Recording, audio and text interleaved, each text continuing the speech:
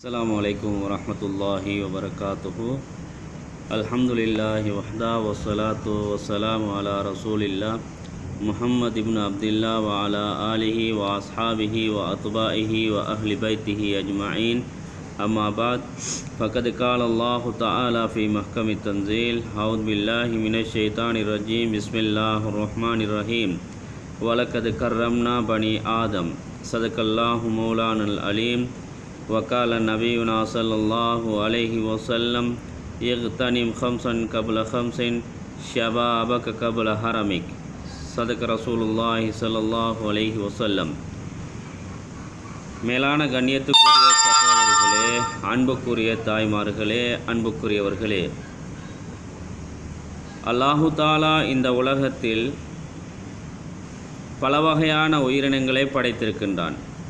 அந்த உயிரினங்கள் அனைத்திலும் சிறந்த ஒரு உயிரினமாக அல்லாஹ் இந்த பூமிக்கு மேலால் மனித சமுதாயத்தை படைத்திருக்கிறான். அல்லாஹ் கூறும் பொழுதோ வலக்கது கர்ரம்னா பனி ஆதம், அதாவது நாங்கள் இந்த உலகத்தில் இந்த பூமியில் மனிதனை நாங்கள் சிறப்பான ஒரு படைப்பாக படைத்திருக்கின்றோம் என்று அல்லாஹு தாலா அல் குர்ஆனில் சொல்லி காட்டுகின்றான். அந்த அடிப்படையில் மனிதனுடைய வாழ்க்கை, மனிதனை அல்லாஹ் படைத்திருக்கின்றான். எதற்காக வேண்டி அல்லாஹ் படைத்திருக்கின்றான்? லக்கது ஹலக்னல் இன்சான ஃபீ அஹ்ஸனி தக்வீம், நாங்கள் மனிதர்களை நல்ல உருவத்தில் படைத்திருக்கின்றோம். அதே போன்று நாங்கள் மனிதர்களை என்னை வணங்குவதற்காக வேண்டி அன்றி படைக்கவில்லை என்றெல்லாம் அல்லாஹு தாலா அல் குர்ஆனில் சொல்லி காட்டுகின்றான். அன்பிக்கினிய சகோதரிகளே, மனிதனுடைய வாழ்க்கை இருக்கின்றதே, மனிதனுக்கு அல்லாஹ் ஒரு சொற்பகால வாழ்க்கை இந்த உலகத்தில் தந்திருக்கின்றான். இந்த வாழ்க்கை இறைவனுக்கு ஏற்ப அமைய வேண்டும், அல்லாஹ் விரும்பக்கூடிய முறையில் அமைய வேண்டும். நபி ஸல்லல்லாஹு அலைஹி வஸல்லம் அவருடைய சுன்னாக்களை அவனுடைய வாழ்க்கையில் எடுத்து நடக்க வேண்டும். குர்ஆன் ஹதீஸ் சொல்லக்கூடிய பிரகாரம் அவனுடைய வாழ்க்கையை அமைத்து கொள்ள வேண்டும். இந்த உலகத்தில் பிறந்த ஒவ்வொரு மனிதர்களுக்கும் அல்லாஹ் 3 கட்டங்களை கொடுத்திருக்கின்றான். முதலாவது குழந்தை பருவம். நாங்கள் எல்லோரும் தாயுடைய வயிற்றில் இருந்து உலகத்துக்கு பிறக்கும் பொழுது குழந்தைகளாக பிறந்தோம். சில காலங்கள் நாங்கள் குழந்தைகள், சில காலங்கள் சில வருடங்கள் நாங்கள் குழந்தைகள்.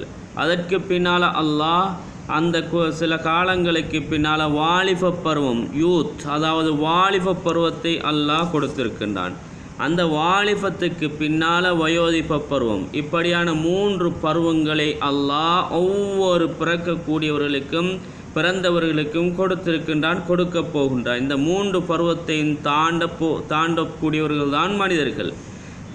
குழந்தைகளாக இருப்பார்கள், அதற்கு பின்னால் வாலிபர்களாக இருப்பார்கள் சில காலம், அதற்கு பின்னால் வயோதிபர்களாக இருப்பார்கள். அன்புக்குரிய சகோதரர்களே, மனிதனுடைய பயணம், ஒவ்வொரு மனிதனுடைய பயணமும் ஆலமுல் அர்வாஹிலிருந்து ஆரம்பிக்கின்றது. இந்த ஆலமுல் அர்வாஹிலிருந்து ஆரம்பிக்கக்கூடிய பயணம் பின்னர் தன்னுடைய தாயுடைய வயிற்றில் கற்பறையில் சில மாதங்கள் சில காலங்கள் அவன் கருவறையில் இருந்து கொண்டிருக்கின்றான். அதற்கு பின்னால் அந்த சில மாதங்களுக்கு பின்னால் அவன் உலகத்துடைய ஆலமுத்துன்யாவுக்கு வருகின்றான். அன்புக்குரியவர்களே, ஆலமுத்துன்யாவில் சில காலங்கள் இருப்பான். அதற்கு பின்னால் கபருடைய வாழ்க்கை, மக்ஷர், சுவனம், நரகம் என்றெல்லாம் பல கட்டங்கள் இருக்கின்றது. இந்த கட்டங்கள் ஒவ்வொன்றையும் இந்த மனிதன் அடைந்துதான் ஆக வேண்டும். அன்புக்குரிய சகோதரிகளே, நான் உண்மையிலே இன்று பேசக்கூடிய தலைப்பு என்னவென்றால் வாலிப பருவம். வாலிபம் எவ்வாறு அமைய வேண்டும், ஒரு பெண்ணுடைய வாலிபமும் ஒரு ஆணுடைய வாலிபமும் எவ்வாறு அமைய வேண்டும், 2 பாதைகளை அல்லாஹ் எங்களுக்கு காட்டி தந்திருக்கின்றான். முதலாவது இம்மா ஷாக்கிரம் வ இம்மா கஃபூரா, நல்ல பாதை கெட்ட பாதை, இப்படி போனால் நல்லம் இப்படி போனால் கெட்டது என்று எங்களுக்கு குர்ஆன் ஹதீஸ் அழகான முறையில் சொல்லித் தருகின்றது. அல்லாஹு தாலா சொல்லுகின்றான், வ அம்மா மன் காஃப மகாம ரப்பிஹி வ நஹன் நஃப்ஸ அனில் ஹவா, யாரெல்லாம் அல்லாஹ்வுக்கு பயந்து அல்லாஹ்வுடைய கட்டளைகளை எடுத்து நடந்து வனகன் நஃப்ஸ தன்னுடைய நஃப்ஸை ஆசைகளிலிருந்து கட்டுப்படுத்தி யார் வாழ்ந்தார்களோ அவர்களுக்கு கொடுக்கக்கூடிய பரிசு சொர்க்கம் என்பதாக அல்லாஹு தாலா அல் குர்ஆனில் சொல்லி காட்டுகின்றான். அதே போன்று அல்லாஹ்வுடைய கட்டளை, நபியுடைய சுன்னாக்கள், அதே போன்று ஏனைய குர்ஆன் சொல்லக்கூடிய விடயங்கள் இல்லாமல் நடந்து மரணித்தால் அது தீய பாதை என்பதாக அல்லாஹ் சொல்லி காட்டுகின்றான். இவர்களுக்கு கொடுக்கக்கூடிய இடம் ஜஹன்னம், நரகம் என்பதாக தெளிவுபடுத்துகின்றது குர்ஆன் ஹதீஸ். எனவே உலகில் வாழக்கூடிய கலையை நாங்கள் ஒவ்வொருவரும் எங்களுடைய பிள்ளைகளுக்கு கற்றுக் கொடுக்க வேண்டும். எவ்வாறு ஒரு மனிதன், எவ்வாறு ஒரு வாலிபன், எவ்வாறு ஒரு பிள்ளை இந்த உலகத்திலே வாழ வேண்டும் என்பதை நாங்கள் ஒவ்வொரு பேரண்ட்ஸும், ஒவ்வொரு தாயும் தந்தையும் அவர்களுடைய பிள்ளைகளுக்கு கற்றுக் கொடுக்க வேண்டும். அந்த அடிப்படையில் நபி ஸல்லல்லாஹு அலைஹி வஸல்லம் அவர்கள் ஒரு ஆசானாக, ஒரு ஆசிரியராக, ஒரு டீச்சராகத்தான் இருந்தார்கள். நபி ஸல்லல்லாஹு அலைஹி வஸல்லம் அவர்கள் வாலிபர்களுடைய வாழ்க்கை எவ்வாறு அமைய வேண்டும், வாலிபர்கள் எவ்வாறு அவருடைய வாழ்க்கைகளை அமைத்து கொள்ள வேண்டும் என்றெல்லாம் அழகான முறையில் நபி ஸல்லல்லாஹு அலைஹி வஸல்லம் அவர்கள் வாழ்ந்து காட்டிவிட்டு சென்றிருக்கின்றார்கள். எங்களுடைய ரோல் மாடல் யார்? எங்களுடைய ரோல் மாடல் நடிகர்கள் அல்ல, எங்களுடைய ரோல் மாடல் நடிகைகள் அல்ல, எங்களுடைய ரோல் மாடல் அதாவது சிறுநீர் கழித்து விட்டு துப்புரவு செய்யாதவர்கள் அல்ல. இன்று எமது முஸ்லீம் வாலிபர்கள், இன்று எமது முஸ்லீம் வாலிப பெண்கள் யாரை ரோல் மாடலாக எடுத்திருக்கின்றார்கள்? நபி ஸல்லல்லாஹு அலைஹி வஸல்லம் அவர்களையா அல்லது ஃபாத்திமா ரலியல்லாஹு அன்ஹா அவர்கள் யார் ரோல் மாடலாக எடுத்திருக்கின்றார்கள்? இல்லை சகோதரர்களே, யாரை ரோல் மாடலாக எடுத்திருக்கின்றார்கள்? அன்புக்குரியவர்களே, ரோல் மாடலாக எடுத்திருக்கக்கூடியவர்கள் அந்த நடிகைகளை தான் ரோல் மாடலாக எடுத்திருக்கின்றார்கள். நபி ஸல்லல்லாஹு அலைஹி வஸல்லம் அவர்கள், சஹாபாக்கள் முழு வாழ்க்கையும் இஸ்லாத்திலே தான் அவருடைய வாழ்க்கை கழிந்திருக்கின்றது. நபி ஸல்லல்லாஹு அலைஹி வஸல்லம் அவர்கள் ஒரு வாலிபன், 25 வயதில் திருமணம் முடிக்கின்றார்கள். ஹதீஜா ரலியல்லாஹு தஆலா அன்னவர்களே, அன்புக்குரியவர்களே, ஒரு வாலிபனாக இருந்து கொண்டு திருமணம் முடிக்கின்றார்கள். ஹதீஜா ரலியல்லாஹு அன்ஹா அவர்களே திருமணம் முடித்துவிட்டு அவர்கள் என்ன செய்கின்றார்கள்? ஹிரா குகைக்கு செல்கின்றார்கள். அந்த ஹிரா குகையிலே நபி ஸல்லல்லாஹு அலைஹி வஸல்லம் அவர்கள் சென்று தன்னம் தனிமையிலே 15 வருடங்கள் என்ன செய்கின்றார்கள்? தியானம் செய்கின்றார்கள். அல்லாஹுவை வணங்கி வழிபட்டு கொண்டிருக்கின்றார்கள். அன்புக்குரியவர்களே, 40வது வயது பூர்த்தியாகும் பொழுதோ அல்லாஹ் அவர்களுக்கு வஹி இறக்குவதற்கு ஆரம்பிக்கின்றான். இக்ரா என்று சொல்லக்கூடிய முதலாவது குர்ஆனுடைய வசனத்தை அவர்களுக்கு இருக்கின்றான். இது என்னுடைய சம்பவம், பெரிய சம்பவம். இந்த தலைப்பில் நான் பேசுகிறதுக்கு வரல. அன்புக்குரிய சகோதரிகளே, அதிகமான சஹாபாக்கள், வாலிபர்கள் அவர்கள் எவ்வாறு அவர்களுடைய வாலிபத்தை கழித்திருக்கின்றார்கள். இன்று வாலிப சமூகம் இஸ்லாத்தை விட்டும் தூரமாக இருக்கக்கூடிய காட்சியை பார்க்கின்றோம். ஐஸுக்கு அடிமைப்பட்டவர்களாக, தூளுக்கு அடிமைப்பட்டவர்களாக, மாவாவுக்கும் பீடாவுக்கும் மர்ஜுவானாவுக்கும் மதுவுக்கும் குடுவுக்கும் மாதுவுக்கும் இசை பாடல் விபச்சாரம் இவை அனைத்துக்கும் அடிமைப்பட்டவர்களாக எமது சமூகம் மாறிவிட்டார்கள்.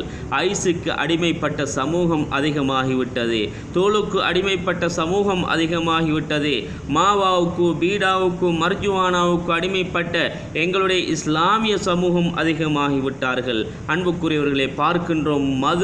மதுவை அதை போன்று தண்ணீரை போன்று குடிக்கக்கூடிய வாலிபர்கள் எமக்கு மத்தியிலே அதிகமாக இருந்து கொண்டிருக்கின்றார்கள். எமது ஒவ்வொரு குடும்பத்தையும் எடுத்து பாருங்கள். மது அருந்தக்கூடிய வாலிபர்கள் இருக்கின்றார்களா இல்லையா? கொடு அடிக்கக்கூடிய வாலிபர்கள் இருக்கின்றார்களா இல்லையா? பெண்களுக்கு பின்னால் தெரியக்கூடிய வாலிபர்கள் இருக்கின்றார்களா இல்லையா? விபச்சாரத்தை அதாவது ஒரு ஹலாலான ஒன்றாக ஒன்று போன்று நினைத்து விபச்சாரத்தை அவர்களுடைய விருப்பமான ஒரு செயலாக செய்யக்கூடிய வாலிப பெண்கள் இருக்கின்றார்களா இல்லையா? இசையை பார்க்கின்றோம். பார்க்கின்றோம், பாடல்களை பார்க்கின்றோம். இவைகளுக்கு அடிமையாக எமது வாலிப சமூகம் ஆகிவிட்டார்கள். வாலிப பெண்களை எடுத்துக்கொண்டாலும் இஸ்லாத்தில் எந்த விதமான பற்றும் இல்லை, இஸ்லாத்தில் எந்த விதமான ஆசையும் இல்லை, இஸ்லாத்தில் எந்த விதமான உணர்வுமே இல்லை. வாலிப பெண்களுடைய ஆடைகளை பாருங்கள், நடை உடை பாவனையை பாருங்கள். அவர்கள் இஸ்லாத்தை விட்டு தூரமாகிவிட்டார்கள். அவர்களுடைய ஆடை, அவர்கள் யாரை பின்பற்றார்கள்? நடிகைகளுடைய ஆடைகளைத்தான் தெரிவு செய்கின்றார்கள். அவர்கள் உடுக்கக்கூடிய ஆடை, இதை பற்றியும் வேறொரு தலைப்பில், தனியொரு தலைப்பில் பேச வேண்டும். அன்புக்குரிய சகோதரர்களே, அன்புக்குரிய தாய்மார்களே, எந்த அளவுக்கு என்றால் ஹதரத் யூசுப் அலைஹிஸ்ஸலாத்து வஸ்ஸலாம் அவர்களை பற்றி குர்ஆன் சொல்லும் பொழுது, வலம்மா பலக அசுத்தஹு ஆதைனாஹு ஹுக்மன் வ இல்மா, நாங்கள் அந்த யூசுஃபுக்கு அவருடைய அந்த வாலிப பருவத்தில் நாங்கள் ஞானத்தையும் அறிவையும் கொடுத்தோம் என்பதாக குர்ஆன் சொல்லுகின்றது. அன்புக்குரியவர்களே, வகதாலிக நஜ்ஸில் முஹ்ஸினீன், இப்படித்தான் நாங்கள் நல்ல மனிதர்களுக்கு கூலி கொடுப்போம் என்றெல்லாம் அந்த யூசுஃபை பார்த்து, அந்த வாலிப யூசுஃபை பார்த்து அந்த குர்ஆன் சொல்லுகின்றது. ஸஅலபா ரலியல்லாஹு தஆலா அவர்கள் ஒரு பெண்ணுடைய பார்வை தவறுதலாகப்பட்டதன் காரணமாக பல நாட்கள் தனிமையில் அழுது இருக்கின்றார்கள். ஒரு பெண்ணுடைய பார்வை தவறுதலாகப்பட்டதன் காரணமாக ஸஅலபா ரலியல்லாஹு தஆலா அவர்கள் பல நாள் அழுதிருக்கின்றார்கள். அன்புக்குரிய சகோதரர்களே, அப்படி என்றால் நாங்கள் இன்று ஹராத்திலே வாழ்ந்து கொண்டிருக்கின்றோம். எவ்வளவு மோசமான செயல்களில் எமது வாலிப சமூகம் ஈடுபட்டு கொண்டிருக்கின்றார்கள். குடுவுக்கு அடிமைப்பட்ட சமூகமாக, ஐஸுக்கு அடிமைப்பட்ட சமூகமாக எமது சமூகம் மாறிக்கொண்டிருக்கின்றது. அன்புக்குரியவர்களே, எந்த அளவுக்கு என்றால் உமர் ரலியல்லாஹு தஆலா அன்ஹுடைய ஆட்சியில் ஒரு வாலிபன் என்ன செய்யப்படுகின்றான்? ஒரு பெண்மணி அந்த வாலிபனை தகாத செயலுக்கு அழைக்கின்றாள். எனவே அந்த வாலிபன் என்ன செய்கின்றான்? பின்தொடர்ந்து செல்லுகின்றான். பின்தொடர்ந்து செல்லும் பொழுதோ, இன்னல்லதீன தக்கோ இதா அமஸத்துஹும் தாயிஃபும் மினஷ்ஷைத்தானி ததக்கரு என்று சொல்லக்கூடிய குர்ஆனுடைய வசனம் அவருக்கு ஞாபகம் வருகின்றது. உடனே அந்த சம்பவம், நீண்ட சம்பவம், அன்புக்குரியவர் உடனே அப்படியே மயங்கி விழுகின்றார். தந்தை கேட்கின்றார் அவரிடத்தில், அன்புக்குரிய சகோதரர்களே, நடந்த விடயத்தை சொல்லுகின்றார். அந்த இடத்தில் அவர் மரணிக்கின்றார். அன்புக்குரிய சகோதரர்களே, அவரை அடக்கம் செய்யும் பொழுதோ, செய்ததற்கு பின்னால ஹதரத் உமர் ரலியல்லாஹு தஆலா அவர்கள் கேட்டார்கள், எங்கே இந்த வாலிபர்? இந்த வாலிபரை காணவில்லையே என்று கேட்க, அவர் மரணித்து விட்டார் யா உமர் என்று சொல்ல, அவருடைய மக்பராவுக்கு சென்று அவரை, அதாவது அவரிடத்திலே அவருக்கு துஆக்கள் செய்கின்றார்கள். அதற்கு பின்னால் அவர் குர்ஆனுடைய ஆயத்தை ஓதுகின்றார். யார் அல்லாஹுக்கு பயந்து தன்னுடைய ஆசைகளை கட்டுப்படுத்தி வாழ்ந்தார்களோ அவர்களுக்கு அல்லாஹ் 2 சொர்க்கங்களை கொடுத்து விட்டான் என்று சொல்லக்கூடிய குர்ஆனுடைய ஆயத்தை ஓதுகின்றார்கள் உமர் ரலியல்லாஹு அன்ஹு அவர்கள். அன்புக்குரிய சகோதரர்களே, அந்த கபரில் இருந்து ஒரு அசரீரி சத்தம் வருகின்றது. யா உமர் கத் ஆதானி அல்லாஹு ஜன்னதான், ஏ உமரே, அல்லாஹ் அந்த 2 சொர்க்கத்தையும் எனக்கு தந்து விட்டான் என்ற ஒரு அசரீரி சத்தம் கேட்கின்றது. அன்புக்குரியவர்களே, இதுதான் ஒரு இஸ்லாமியனுடைய உணர்வாக இருக்க வேண்டும்.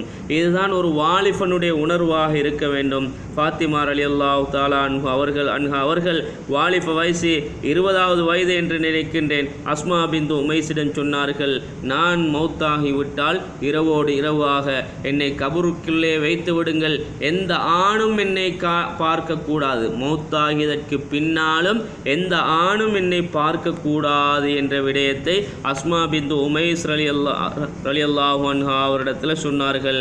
அன்புக்குரியவர்களே, இதுதான், இப்படித்தான் இருக்க வேண்டும் வாலிபர்கள், வாலிப பெண்கள், வாலிப ஆண்கள் இபாதத்தை விட்டும் தூரமாகி விட்டார்கள். இபாதத்தில் எந்த விதமான சுவையும் இல்லை, எந்த விதமான டேஸ்ட்டும் இல்லை. குர்ஆனில் எந்த விதமான சுவையும் இல்லை. இஸ்லாமிய பேச்சை கேட்க ஆசை இல்லை. ஆனால் இஸ்லாமிய அந்த பயான்கள் உங்களுக்கு நடைபெற இருக்கின்றது. அசருக்கு பின்னால் பள்ளியில் பெண்களுக்கான பயான் நடைபெற இருக்கின்றது என்றால் ஒவ்வொரு கிராமத்துடைய ஹாலாத்தும் இதுதான் சகோதரிகளே.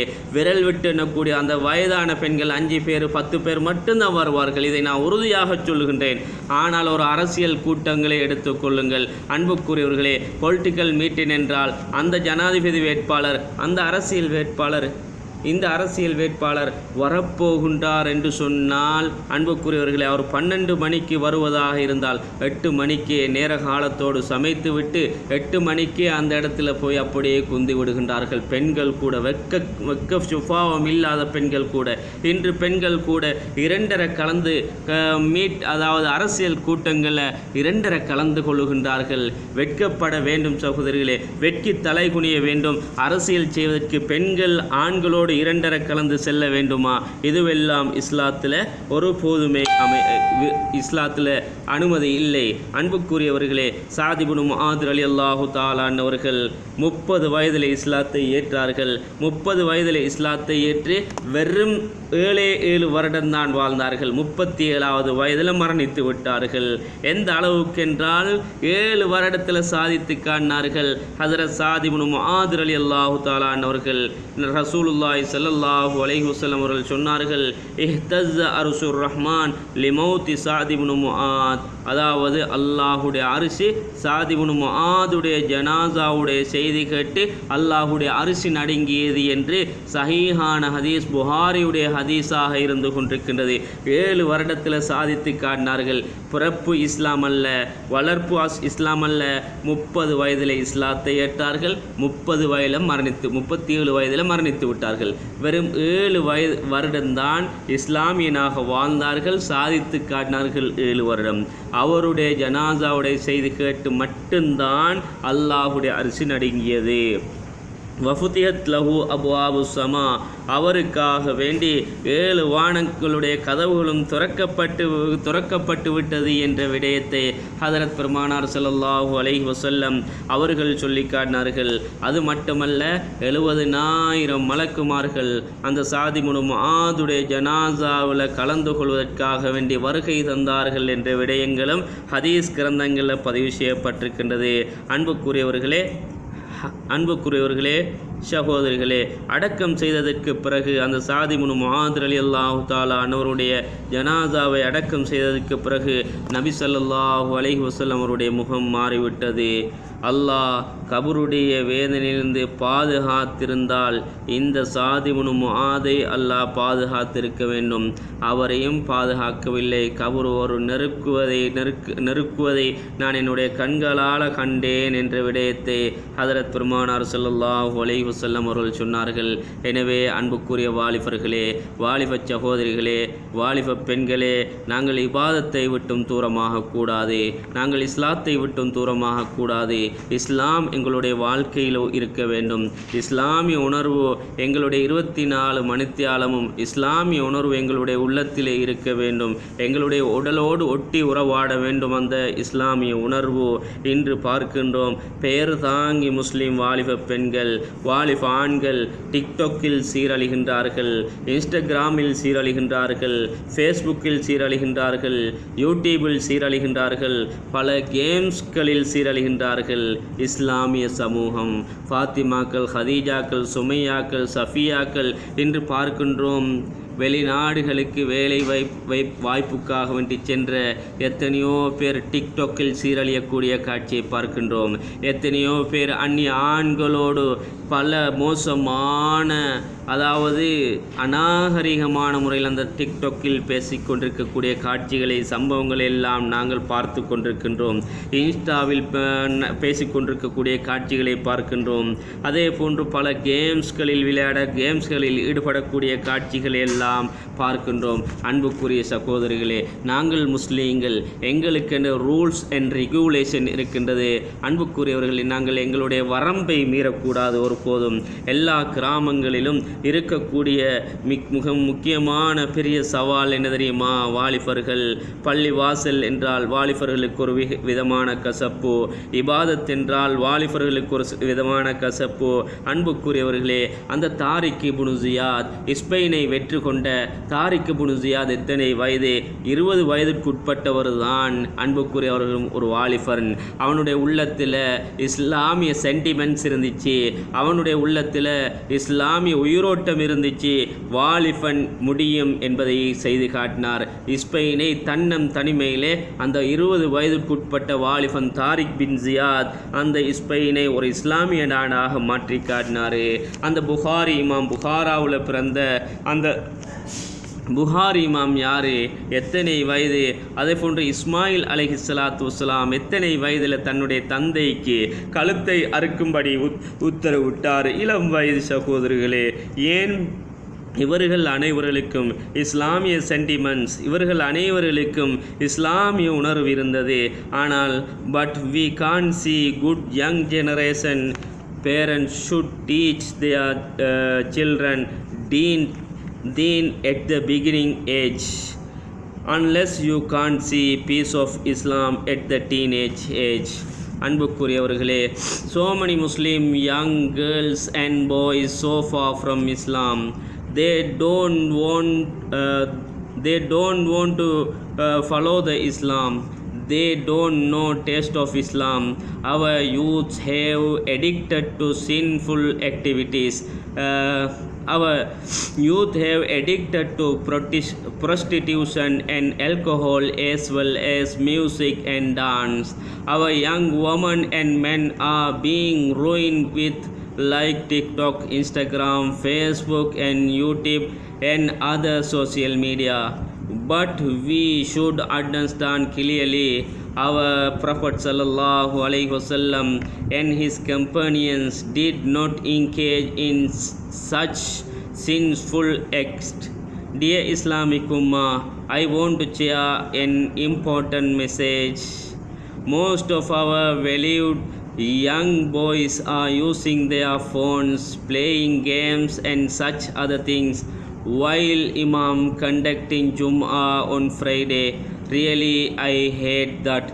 We can't see Islamic sentiments among our Muslim young men and young women. The young companions who came before us and the young female companions lived and demise with the spiritual of Islam. Who is Sa'd ibn Mu'adh? Who is Sa'd ibn Mu'adh? The earth trembled when the news of the death of Sa'd ibn Mu'adh. 70,000 angels attend his funeral. The young companions lived and showed how a man should live in the world. Who want to build up Islam? Today, youth are tomorrow leaders and capable of ruling the country and assuming many social responsibilities. அன்புக்குரியவர்களே, நாங்கள் வாலிப சமூகம்தான் நாளைய உலகத்தை கட்டியாளக்கூடியவர்கள், நாளைய உலகத்தின் தலைவர்கள். ஒவ்வொரு கிராமங்களுக்கு வரக்கூடிய தலைவர்களாக, ஒவ்வொரு கிராமங்களை ஆளக்கூடியவர்களாக, ஒவ்வொரு கிராமங்களுடைய பொறுப்புகளை சுமக்கக்கூடியவர்களாக, நாட்டுடைய பொறுப்புகளை சுமக்கக்கூடியவர்களாக இருக்கக்கூடியவர்கள்தான் இந்த வாலிபர்கள். எனவே அன்புக்குரிய வாலிபர்களே, நாங்கள் இஸ்லாத்தை விட்டும் தூரமாகாமல் இஸ்லாத்தோடு எங்களுடைய சென்டிமெண்ட்ஸ், எங்களுடைய உணர்வு இஸ்லாமிய உணர்வுள்ளவர்களாக நாங்கள் ஒவ்வொருவரும் மாறுவதற்கு ரப்புல் இஸ்ஸத் அல்லாஹ் எங்கள் அனைவருக்கும் தௌஃபீக் செய்வானாக. வ ஆஹிரு தஅவானா அனில் ஹம்துலில்லாஹி ரப்பில் ஆலமீன். அஸ்ஸலாமு அலைக்கும் வரஹ்மத்துல்லாஹி வபரகாத்துஹு.